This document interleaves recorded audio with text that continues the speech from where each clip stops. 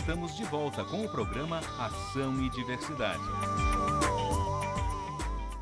E Deus disse, pois é. Faz o seguinte, desce lá e diz pro Cascavel subir aqui para conversar comigo. E o coelho disse, eu não vou chegar perto dele. Tá, então manda o elefante dar um berro, que com certeza ele vai ouvir o recado. E diz pro seu Cascavel subir aqui e conversar comigo. Lá foi o coelho, o elefante deu um berro e mandou que seu Cascavel, não deu uma hora, seu Cascavel estava sentado na frente de Deus.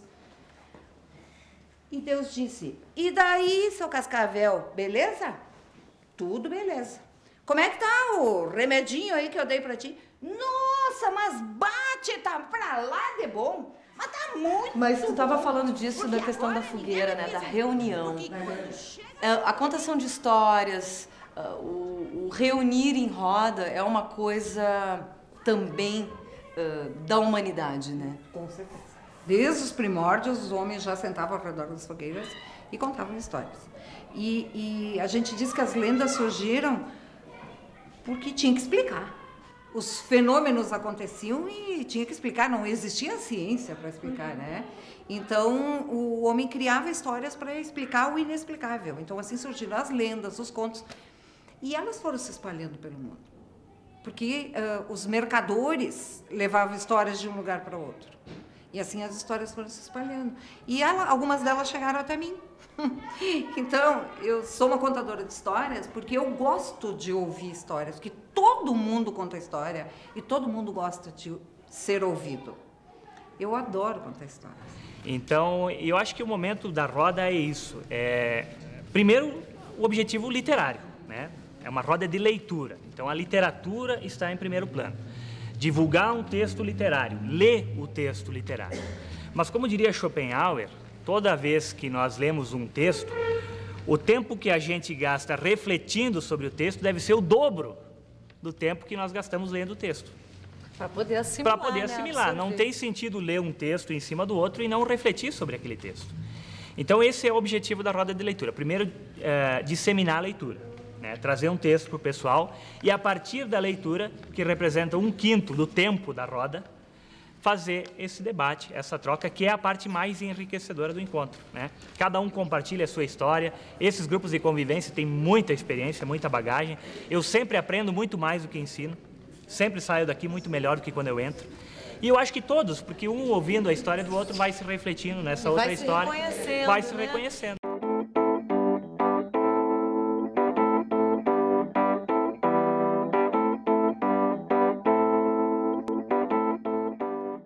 História do Brasil, história mundial, histórias... São histórias, na verdade, são sempre pontos de vista sobre as coisas, né? Sim. Acho que muitas vezes a gente fica no colégio, a gente pensa separadamente, a gente não pensa que, tipo, a história do bairro, a história da minha vida seja importante, né? Também é história. Eles vejam muito por esse lado, assim, de estudar o que ensinam no colégio. E eles não entendem que a história deles também é importante. Uma vez a gente fez um trabalho, né, de um livrinho com a história da vida deles. Eles escreverem, eu nasci tal dia, no hospital tal, minha mãe se chama assim. E isso foi desenvolvendo um pouco deles, assim, eu acho. Na verdade, gente, isso que a gente está fazendo aqui é um trabalho de espelho, né? A literatura funciona como um espelho para a gente. Existe um provérbio latino que diz o seguinte: Homo homini spectrum. O homem é o espelho do próprio homem. Né? Através da leitura de um texto, nós nos espelhamos no personagem, nós nos espelhamos no seu Scott, o nosso personagem. Cada um Hoje, vai em especial, tu comentavas que o personagem do texto veio, né? Seu Scott.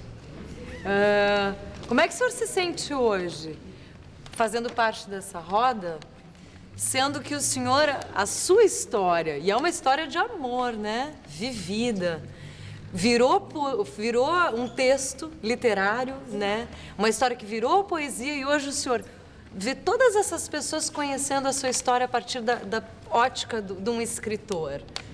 Como é que o senhor se sente? Bom, primeiro, eu não sabia que ele ia trabalhar com a minha história. Foi surpresa desde aí. Enfim, a vida a gente tem que levar de qualquer jeito, né? Por todas as perdas que a gente tem, a gente é obrigado a viver assim mesmo.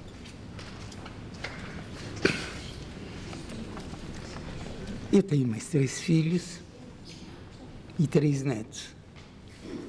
Eu preciso viver para acompanhar eles. Tem um sentido de viver, né? Na primeira vez que acordou e que não passava de sonho, dormia no sofá. Não havia mais como deitar só na cama que dividiram por meio século. Na segunda vez, na segunda, nos últimos tempos falavam mais por telefone devido à distância. Na segunda vez que acordou, ligou para o celular dela. Incrível como acreditava que ainda ouviria a voz dela. Incrível como sabia que não ouviria e ainda assim ligava. Se ao menos houvesse uma mensagem de voz, com aquela voz, teria algo. Depois que o senhor soube que essa história virou um texto, porque no texto se imortaliza as histórias, né? Vai disso de contar para o papel, passa a se tornar uma história literária. O que o senhor achou disso? O que o senhor achou de ter se tornado uma história? Bom, a história existiu, né? Só que está muito bem escrita por esse moço aqui, que é poeta, escritor. Me comove. Comove? Claro. Mais ainda. Seu Scott, que foi diretor de teatro, foi ator, agora virou personagem, né? Virou personagem de uma história. Eu sempre peço que eles podem esquecer de mim, podem esquecer do meu nome, mas que não esqueçam das histórias. Então, eles têm aqui o alimento para o corpo. E a gente traz, através da contação, eu sempre digo, o alimento para a alma. Sabe? É um alento. E é uma coisa impressionante, essa realidade que eles falaram das crianças, que eu sinto que se tu encostar, ele já te abraça. O mínimo toque na criança... a impressão assim é que sai toda aquela carência que ela tem e ela vem e ela te abraça. Isso me comove muito. Eles sabem o meu nome, eles sabem que eu sou contadora de histórias, mas o mais importante é que eles sabem as histórias que eu contei. Então isso me deixa feliz, porque realmente, como ela disse, eles estão bem agitados. Agora, a história começa, a impressão que dá assim, e eu também entro nesse mundo, eu apago, eu tenho a impressão que ninguém... e eu preciso... do olhar. Eu preciso contar a história, mas com alguém me olhando. Eu não consigo contar se não estão prestando atenção. Eu preciso da troca do olhar. E isso é muito legal com eles, porque eles me dão esse retorno. Eu olho para eles e vejo que aqueles olhinhos estão brilhando, olhando para mim, esperando o que vai acontecer depois. Então, esse, eu digo sempre que é um alimento para a alma. E é tão pouco, mas faz tanta diferença na vida de uma criança que vive essa realidade dos centros educativos, assim que eu chego a me emocionar. Eu vou te dar um presente, disse Deus. E ele disse, eu vou te dar esse chocalho. E você vai pendurar esse chocalho na ponta da sua cauda. Quando você ouvir alguém chegando perto de você, você, faça esse barulho. Se a pessoa que está perto de você for seu amigo, vai embora e não vai pisar em você. Agora, se for seu inimigo, você... paciência. E assim foi feito. Deus deu o guiso para Cascavel, ela olhou para ele e disse, sabe, senhor, eu vou lhe confessar uma coisa. Eu já estava mesmo cansada de ter que morder todo mundo que chegava perto de mim. Ainda bem que o senhor resolveu o problema. Deus sempre resolve tudo. Muito obrigada. E a Cascavel desceu e a partir daquele dia ela ganhou o guiso. Então, quando vocês ouvirem esse barulho, cuidado. Não pisem na pobre da Cascavel. Sejam amigos dela e saiam de perto. Normalmente, assim, que a Cascavel ganhou do contexto delas, assim, o que tu repara que é mais difícil? A alimentação, que muitos só comem no centro educativo. Muitos, a única vez que escutaram, que vão escutar histórias, vai ser no centro educativo, porque muitos dos pais não contam, não estão nem aí para os filhos e mandam para cá de um jeito de se livrar. Então, muitos chegam aqui revoltados e esse trabalho aqui é bom para talvez tirar essa revolta deles. São muito carentes emocionalmente, muito né? Carentes, são... um exemplo, né? Tipo, eles não têm muito exemplo em casa, tem vezes que eles pegam um exemplo até de uma historinha ali que foi contada do modo lúdico, né? Que gravou para eles, né? Parece pouco, assim, que não vai fazer uma diferença, mas se tem uma pessoa assim com a Marta que tem trabalha, tem uma metodologia voltada a isso, né? Com certeza dá mais ênfase no trabalho de ouvir a história e a criança assimilar a história do que tu for ali pegar o livro e contar bem aquele padronizado, né? Como está no livro, é diferente. Tu tem que fazer um teatro ali, né?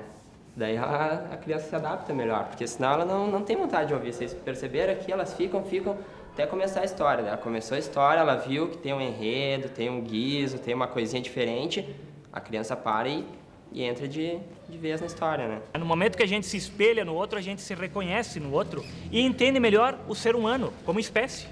Né? A gente acaba perdoando melhor, entendendo melhor certas atitudes no momento que a gente entende como funciona o ser humano. Porque a partir do momento que a gente conta a nossa história, a gente também está reforçando a nós mesmos, né? Isso melhora a nossa a identidade deles mesmos, quem eles são, né? Eles têm mais noção disso. A mesma coisa, porque eu acho que a vida sem um pouquinho de magia, sem um pouquinho de imaginação, ela fica mais difícil, né? Mas a partir do momento que a gente lê e dá asas para a imaginação e tem esperança de um mundo melhor, a vida fica muito mais fácil. Que a vida não poupa nada para ninguém. E a gente tem que continuar vivendo, apesar de qualquer coisa. A vida tem que ser maior do que qualquer coisa. É isso? Isso. Aí tem a ver com o que o seu Scott falou, que a vida não nos poupa, né? É. Mas ela também sabe ser boa. É boa, né? Quanto... Aquilo que vier daqui para frente na vida é tudo gratificante. Tem que agradecer a Deus. Para mim, né, no caso, que eu levanto todos os dias de manhã cedo, faço meu sinal da cruz e digo muito obrigado por mais um dia de vida. O senhor quer contar ou eu conto? Conta. O seu Scott é um aficionado por cinema. O seu Scott é dono de uma das maiores videotecas particulares de Caxias e região. Na época eu trabalhava com cinema e ele quis trocar uma ideia comigo, enfim, né, me conhecer. Então ele me procurou e nós nos tornamos amigos. Aí ele soube que eu escrevia, ele comprou os meus livros, leu, gostou. E a partir disso a gente foi se afinando, ele começou a me emprestar filmes, né? E foi justamente nesse momento, né, da perda da dona Rose, né, quando a esposa do seu Scott faleceu, que a gente começou a ficar mais íntimo. E aí aconteceu isso, eu escrevi a história dele, de lá pra cá a gente se encontra praticamente todos os dias, né, seu Scott. E são detalhezinhos que fazem essa São detalhes pequenos, né, que tipo... Parece que não vai fazer diferença, mas depois a gente viu eles estavam brigando pelo guiz ali. Eu quero o guiz da Cascavel. Né? E eles estavam chocados, né? Nunca mais vamos esquecer o guiz da Cascavel. Que nem a história do tambor que a Jaque comentou ali, né? Pra ela ficou fixado, né? Marcou ela a história do tambor. Contou a história do tambor, né? Nem contou a história do tambor. A Marta trouxe um tambor pra eles. Quando ela contou a história, a Marta sempre faz isso, ela sempre traz alguns acessórios, né? Então, a primeira vez ela contou a história do tambor e ela trouxe um tambor, tanto é que ficou fixado ali pra Jaque. E com certeza, do guizo, eles nunca mais vão esquecer também. Acho que a função do escritor é buscar o inusitado e o poético, bonito, né? Isso é lindo, pela minha ótica é algo extremamente poético. E eu pedi pro seu Scott, eu digo, seu Scott, posso escrever isso? Posso transformar isso em literatura? O seu Scott, claro, pode. Então eu levei um tempo ainda, escrevi, né? E mostrei pra ele. Me lembro que ele não deixou correr nenhuma lágrima porque ele é muito forte, mas eu vi que os olhos se encheram de lágrima, né, quando ele leu. Para você ver a história que eu ainda não, eu vou contar para vocês. Na época em que meu pai casou, eles falavam que existia